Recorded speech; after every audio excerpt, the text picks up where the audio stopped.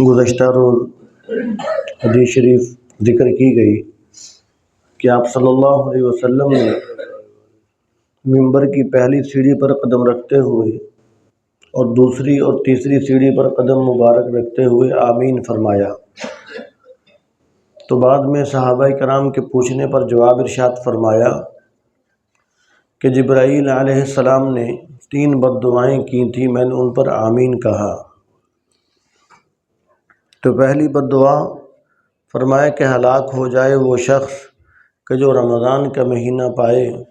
اور اپنی بخشش نہ کروا سکے، فرمایا آمین۔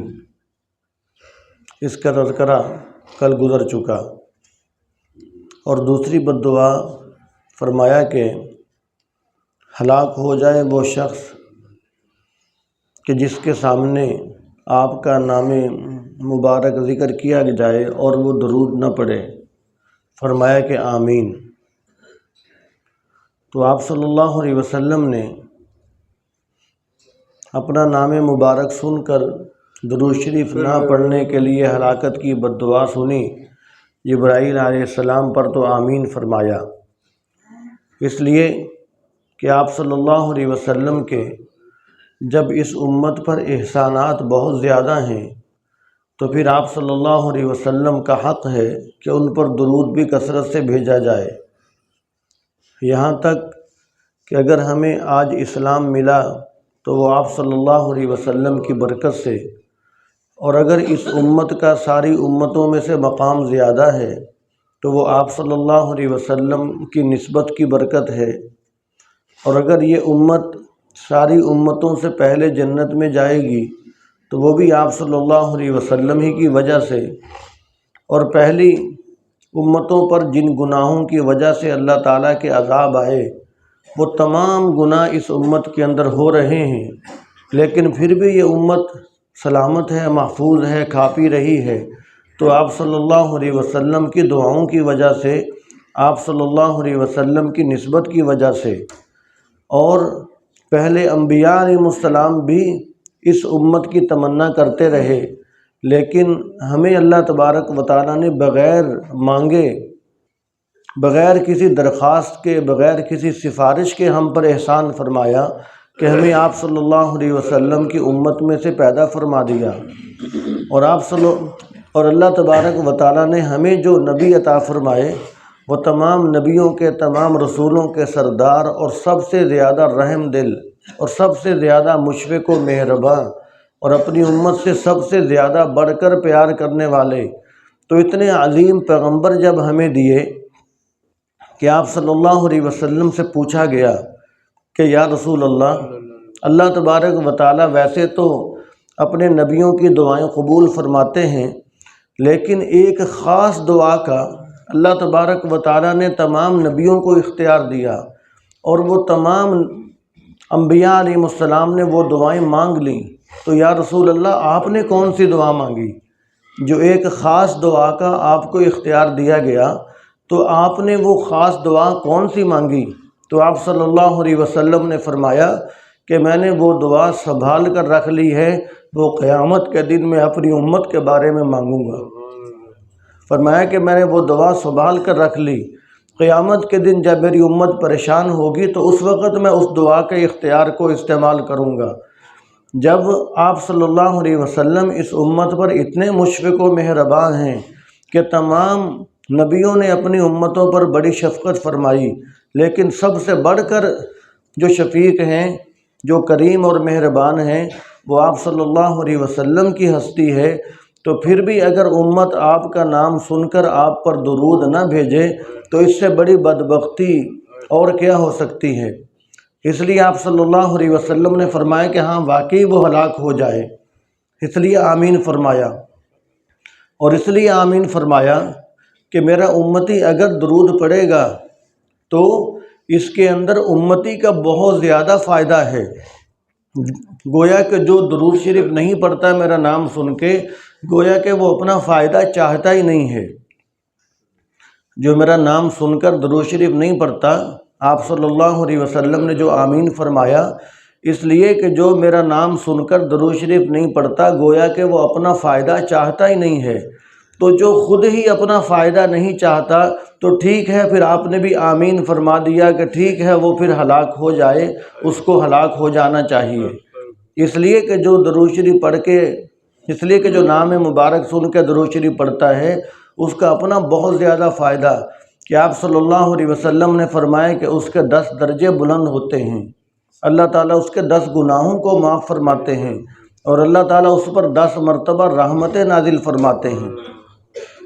اور آپ صلی اللہ علیہ وسلم نے ارشاد فرمایا کہ بدبخت، آپ صلی اللہ علیہ وسلم نے فرمایا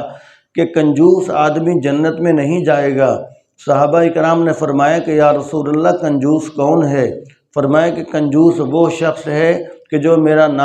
جس نے میرا نام سنا اور مجھ پر درود نہیں پڑھا۔ فرمایا کہ وہ شخص سب سے زیادہ کنجوس وہ شخص ہے کہ اس پر کوئی خرچہ بھی نہیں ہوتا، کوئی مال بھی خرچ نہیں ہوتا، کوئی اتنی مشقت بھی نہیں ہوتی، اور فائدہ بھی اس کا اپنا ہے، تو پھر بھی یہ زبان سے چند کلمات نہیں کہہ سکتا اپنے فائدے کے لیے، تو اس سے بڑی اور کنجوسی کیا ہو سکتی ہے؟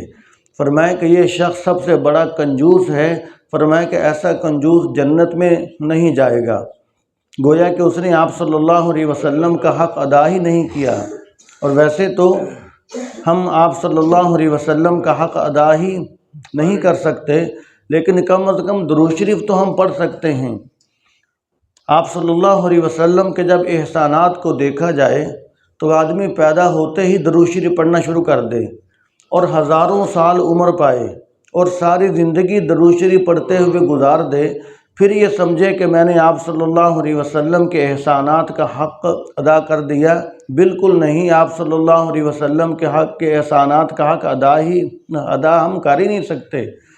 آپ صلی اللہ علیہ وسلم تو سید الانبیاء ہیں، پیغمبر ہیں، جو کہ امت کے اندر، اس امت کے اندر جن کا سب سے زیادہ مقام ہے، حضرت ابوبکر صدیق رضی اللہ تعالیٰ عنہ، جب ان کے بارے میں آپ صلی اللہ علیہ وسلم نے فرما دیا کہ میں نے سب کے احسانات کا بدلہ چکا دیا، لیکن ابوبکر کے احسانات مجھ پر بہت زیادہ ہیں، ان کا بدلہ اللہ تعالیٰ ہی قیامت کے دن خود دیں گے۔ جب حضرت ابوبکر صدیق رضی اللہ تعالیٰ عنہ، جن کا اس امت کے اندر مقام بہت زیادہ ہے، سب سے زیادہ ہے، تو جب ان کے بارے میں آپ صلی اللہ علیہ وسلم یہ فرما رہے ہیں، تو پھر حضرت ابوبکر صدیق رضی اللہ تعالیٰ عنہ سے بڑھ کر مقام سارے نبیوں کا ہے، اور پھر سارے نبیوں سے بڑھ کر مقام جناب نبی کریم صلی اللہ علیہ وسلم کا ہے۔ تو جب اس امت میں سے اعلیٰ انسان کا بدلہ حضور فرما رہے ہیں کہ میں نہیں ادا کر سکا، اللہ تعالیٰ ہی ادا کریں گے، تو پھر آپ صلی اللہ علیہ وسلم کے احسانات کا بدلہ ہم کیسے ادا کر سکتے ہیں؟ تو اس لیے ہمیں چاہیے کہ جتنا زیادہ سے زیادہ ہو سکے اپنے اوراد و وظائف کے اندر، اپنے معمولات کے اندر درود شریف آدمی کو کثرت سے رکھنا چاہیے۔ اس پر بہت ساری احادیث ہیں، وہ پھر انشاءاللہ موقع ہوا تو ذکر کریں گے، اگر ابھی ذکر کی تو بات زیادہ لمبی ہو جائے گی، تو دعا ہے کہ اللہ تعالی ہم سب کو عمل کے توفیق عطا فرمائے۔ بسم اللہ الرحمن الرحیم، الحمد للہ رب العالمین، والصلاة والسلام علی سید الانبیاء والمرسلین، ربنا آتنا فی الدنیا حسنة وفی الآخرة حسنة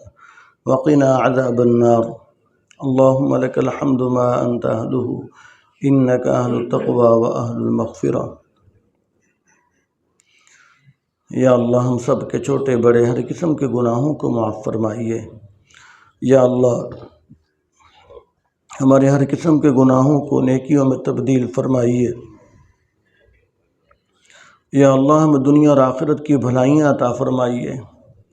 اپنی رضا والے اعمال نصیب فرمائیے،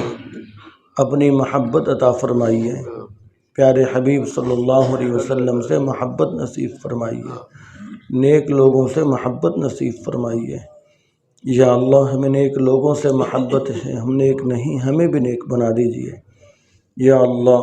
جو بیمار ہیں ان کو شفائے کامل عاجل مستمر نصیب فرمائیے، روحانی جسمانی تمام بیماریوں سے شفا نصیب فرمائیے۔ یا اللہ کسی کا محتاج نہ فرمائیے، محض اپنے در کا محتاج رکھیے۔ یا اللہ سب کی سب ضرورتیں پوری فرمائیے۔ یا اللہ سب کی سب ضرورتیں خزانہ غیب سے پوری فرما دیجیے۔ یا اللہ جو مقروض ہیں ان کے قرضوں کی ادائیگی کا انتظام اور اہتمام فرما دیجیے، رزق حلال آسانی کے ساتھ، عزت کے ساتھ، وسعت کے ساتھ عطا فرمائیے۔ یا اللہ ہمیں زیادہ سے زیادہ درود شریف پڑھنے کی، کلمہ شریف، استغفار پڑھنے کی توفیق نصیب فرمائیے۔ یا اللہ ہمیں کثرت سے درود شریف پڑھ کر آپ صلی اللہ علیہ وسلم سے عشق و محبت نصیب فرما دیجیے۔ یا اللہ حضور صلی اللہ علیہ وسلم کی خصوصی توجہ نصیب فرمائیے۔ یا اللہ اپنی خصوصی توجہ نصیب فرمائیے۔ یا اللہ حج بیت اللہ کی سعادت نصیب فرمائیے۔ یا اللہ روضہ رسول صلی اللہ علیہ وسلم پر بار بار با ادب اور مقبول حاضری نصیب فرمائیے۔ یا اللہ وطن عزیز پاکستان کی، عالم اسلام کے مسلمانوں کی حفاظت فرمائیے۔ یا اللہ رمضان کے مہینے کی قدر کرنے والا بنائیے۔ یا اللہ جس طرح تیرے پیارے بندے رمضان گزارتے ہیں یا گزار چکے، ہمیں بھی ویسے ہی رمضان گزارنے کی توفیق نصیب فرمائیے۔ صحابہ کرام حضور صلی اللہ علیہ وسلم کی رمضان میں جو کیفیات تھیں، جو ان کے جذبات تھے، ان کا یا اللہ کروڑواں حصہ ہمیں بھی نصیب فرما دیجیے۔ یا اللہ ہمیں بھی کچھ نہ کچھ اس کا ایک ذرہ نصیب فرما دیجیے۔ یا اللہ ہمیں بھی قبول فرما لیجیے۔ یا اللہ پوری دنیا کے مسلمان جو روزہ تراویح کا اہتمام نہیں کر رہے، غفلت میں رمضان گزار رہے ہیں، یا اللہ سب کو توفیق نصیب فرمائیے، سب کو توبہ کرنے والا بنائیے، کسی کو بھی محروم نہ فرمائیے۔ یا اللہ آپ کی رحمت بڑی وسیع ہے، سب کو اپنی رحمت میں سمیٹ لیجیے۔ یا اللہ اس ملک کے اندر، یا اللہ جو اس ملک کے ساتھ خیر خواہ ہیں، عوام کے ساتھ، علماء کے ساتھ، دین دار لوگوں کے ساتھ، دین کے ساتھ، یا اللہ اسلام کے ساتھ جو خیر خواہ ہیں، یا اللہ ان کی خیر فرمائیے، ان کی حفاظت فرمائیے۔ جو یا اللہ عوام کے، علماء کے، دین کے یا اللہ دشمن ہیں، انہیں ہدایت دے دیجیے۔ اگر ہدایت ان کے مقدر میں نہیں تو انہیں نیست و نابود فرما دیجیے، انہیں تباہ و برباد فرما دیجیے، انہیں چن چن کر نشان عبرت بنا دیجیے۔ یا اللہ اس وطن عزیز کے حال پر رحم فرمائیے۔ یا اللہ اس کی مٹی کے اندر آپ نے دنیا جہان کے خزانے رکھے ہیں، یا اللہ اس قوم کو ان سے فائدہ حاصل کرنے کی توفیق نصیب فرما دیجیے۔ یا اللہ ایسے حکمران نصیب فرمائیے کہ اس مٹی کے خزانوں سے ہم فائدہ حاصل کرنے والے بن جائیں، ہر قسم کے شرور و فتن سے محفوظ فرمائیے۔ ہماری دعاؤں کو حضور صلی اللہ علیہ وسلم کے واسطے سے قبول فرمائیے۔ ربنا تقبل منا انك انت السميع العليم وتب علينا انك انت التواب الرحيم، وصلى الله تعالى على رسوله وخير خلقه محمد وآله واصحابه اجمعين، آمين برحمتك يا رب۔